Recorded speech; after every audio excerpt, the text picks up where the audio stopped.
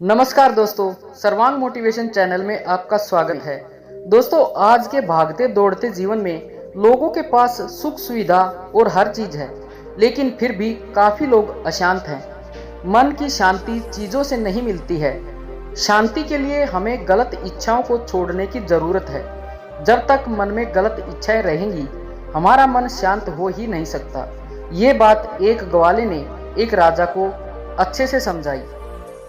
कथा एक ऐसे राजा की है जिसके पास धन दौलत, बड़े बड़े महल, शाही खाना, बड़ा राज्य, सुख सुविधा, सेवक और सब कुछ था, लेकिन शांति नहीं थी। शांति पाने के लिए राजा कुछ न कुछ कोशिश करता रहता था, लेकिन अशांति दूर नहीं हो रही थी। एक दिन राजा मानसिक तनाव की वजह से दुखी होकर अपने घोड़े पर चढ़ा और जंगल की ओर निकल गया। राजा अकेला ही था, उसके साथ कोई सैनिक या सेवक नहीं थे। जंगल बहुत ही घना था, ऊंचे ऊंचे पेड़ थे। पेड़ इतने ऊंचे थे कि सूर्य की रोशनी भी ठीक से नीचे नहीं पहुंच रही थी। जंगल में भटकते भटकते राजा को बांसुरी की मधुर आवाज सुनाई देने लगी। राजा आवाज सुनकर हैरान था कि इस घने जंगल में इतनी मधुर बांसुरी की आवाज कहां से आ रही है। कौन है जो इतना शांत है और इतनी मधुर बांसुरी बजा रहा है। राजा बांसुरी की आवाज की दिशा में आगे बढ़ने लगा। थोड़ी ही दूर जाकर राजा ने देखा कि एक ग्वाला पेड़ के नीचे बैठा है और बांसुरी बजा रहा है। ग्वाले के कपड़े भी फटे पुराने थे, माथे पर गमछा लपेट रखा था।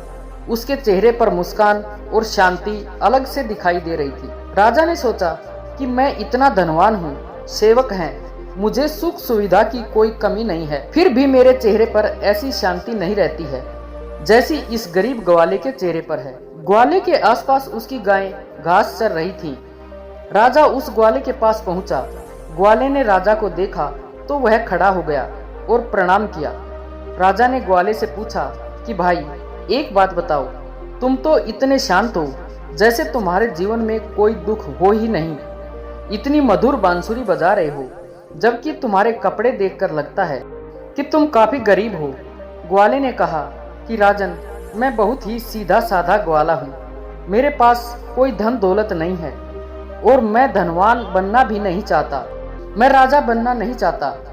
कहने के लिए तो व्यक्ति राजा बन जाता है, लेकिन असल में वह सेवक होता है। पूरे राज्य का और प्रजा का भार उसके ऊपर होता है। गलत इच्छाएं नहीं है तो मैं शांत हूँ। राजा से अच्छा तो मैं गरीब ग्वाला ही बेहतर हूँ। कम से कम मेरे जीवन में शांति तो है। ये बातें सुनकर राजा सोच में पड़ गया।